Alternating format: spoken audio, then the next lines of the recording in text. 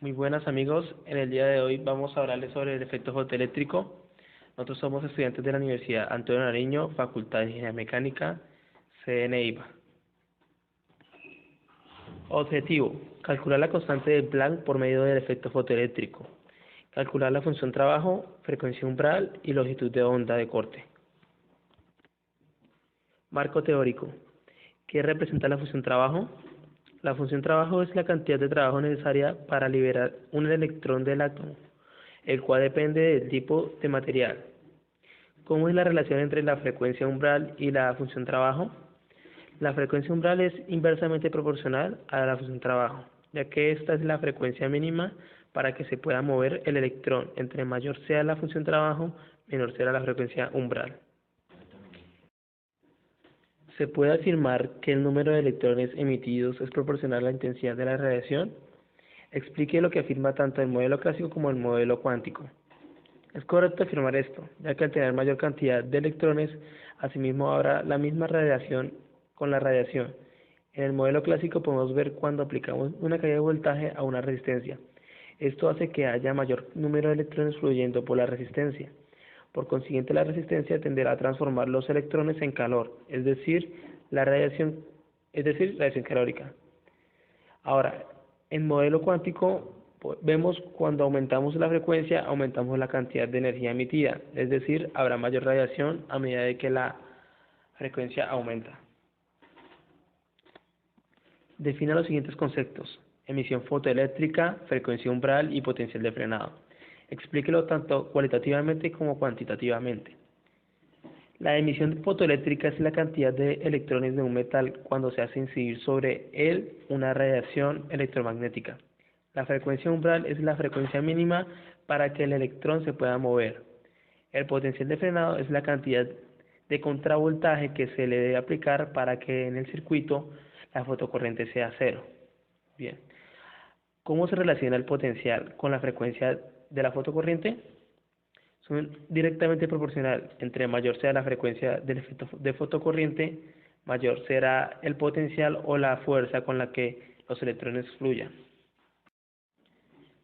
Si la frecuencia del haz de luz incidente es menor que la función trabajo, ¿se podrán liberar electrones o no?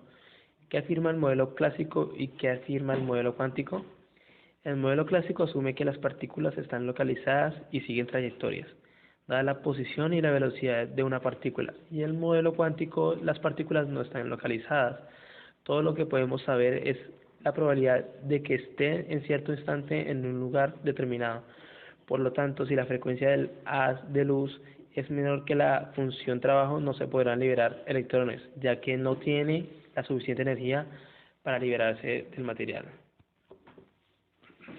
Si un fotón incide sobre el metal, ¿cuántos electrones absorben esta energía? Los electrones pueden absorber energía de los fotones cuando son irradiados, pero siguiendo un principio de todo o nada, toda la energía de un fotón debe ser absorbida y utilizada para liberar un electrón de un enlace atómico, o si no, la energía es reemitida. Si la energía del fotón es absorbida, una parte libera el electrón del átomo y el resto contribuye a la energía cinética del electrón como una partícula libre.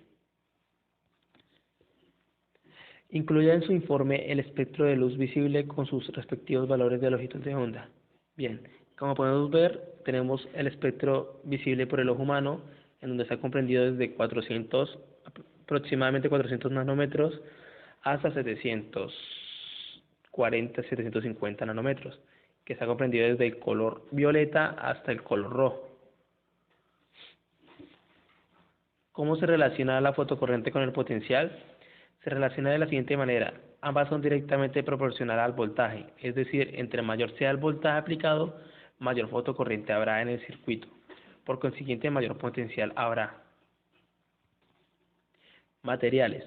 Para realizar el laboratorio del efecto fotoeléctrico se deberán tener los siguientes implementos: un equipo de efecto fotoeléctrico, un multímetro digital, una lámpara de mercurio, filtros de varios colores, una fuente para lámpara, el espectro de color teórico, que es el mismo espectro de color visible.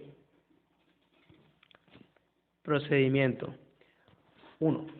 Monta el sistema como se muestra en la figura 1 y 2, colocando al frente del equipo fotoeléctrico la lámpara de mercurio. En esta lámpara hay unos canales en donde podemos insertar el filtro de color violeta.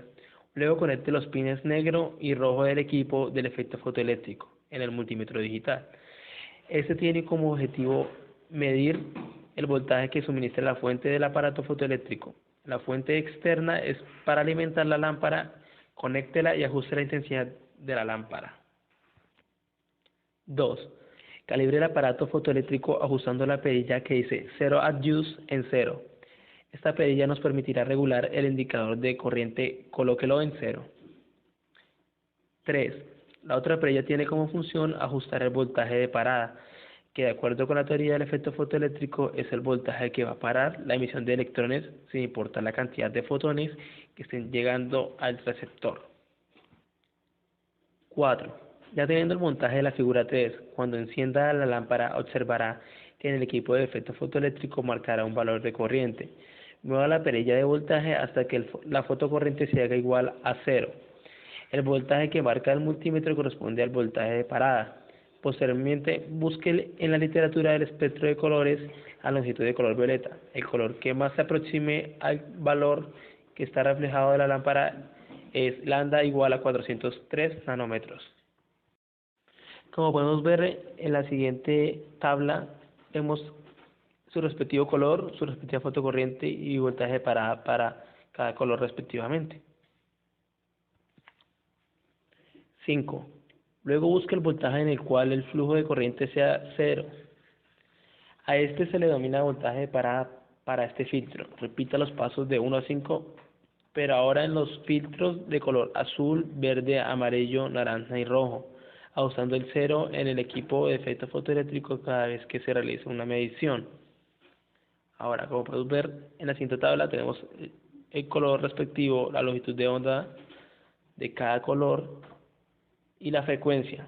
La longitud de onda es estándar para cada color del espectro visible del ojo. Muy bien, ahora vamos a mostrar un video sobre la práctica realizada en los laboratorios de la Universidad Antonio Nariño. Vamos a hacer el laboratorio de efecto de fotoeléctrico. Para eso necesitamos el equipo de fotocorriente, un medidor. Necesitamos una lámpara de mercurio, una fuente externa y un multímetro que está conectado a sus respectivos polos positivo y negativo. Ahora, a la hora de medir el voltaje en el multímetro tenemos que colocarlo en voltaje directo. Ahora, necesitaremos unos filtros de color para poder medir la fotocorriente y el voltaje de parada. Bien, entonces ahora vamos a colocar el filtro. Se procede a prender la fuente externa. Vemos de que la perilla se girará a la izquierda. Una vez girada a la izquierda, con el Zero Adjust lo ajustamos para que quede en 0. Una vez está en 0, apagamos la fuente externa. Vemos que va a marcar una corriente, una fotocorriente que va a ser de un nanoamperio, más o menos 0,5. Ahora, ajustamos de nuevo con la perilla que quede en 0, la de Zero Adjust. Bien, ahora una vez ajustada, volvemos a prender la fuente externa. Vemos de que como se gira otra vez a la izquierda. Ahora ponemos el voltaje de ajuste que va a ser el voltaje de parada para que no haya paso de fotones. Lo ajustamos en 0. Apagamos la fuente. Un momento, ¿no? Miramos el multímetro y vemos que va a marcar 842 milivoltios. 842 milivoltios. Análisis. Grafique el voltaje donde dejaron de fluir electrones en función de la frecuencia y obtenga el valor de la pendiente. Luego multiplique el valor de la pendiente, un electronvolt, que es igual a 1,60 por 10 a la menos 19 joules.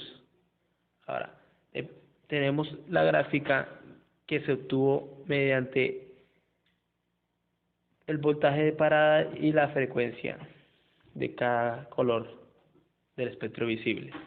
Una vez arrojados los resultados, graficamos y obtenemos la pendiente que nos da 6,05 por 10 a la menos 34 joules por segundo, que es aproximadamente a la constante de Planck teórica. Glosario.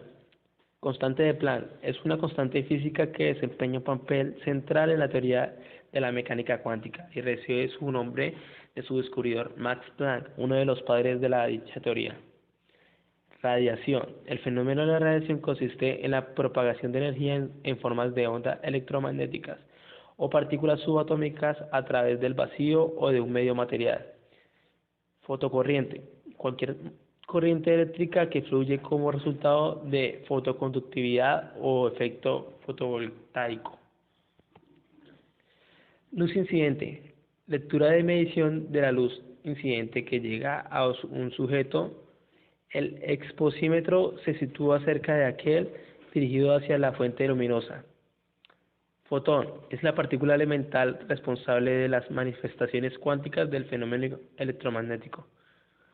Irradiados, despedir o emitir un cuerpo, rayos de luz, calor u otro tipo de energía. Energía cinética es aquella energía que posee debido a su movimiento. Se define como el trabajo necesario para acelerar un cuerpo de una masa determinada desde el reposo hasta su velocidad indicada. Muchas gracias. A continuación queremos dar agradecimientos a la docente Patricia Abderrahim, encargada de los laboratorios de física de la Universidad Antonio Nariño, Bogotá, y a Johan Murillo, asignado para dirigir la materia de física en estado sólido. Gracias.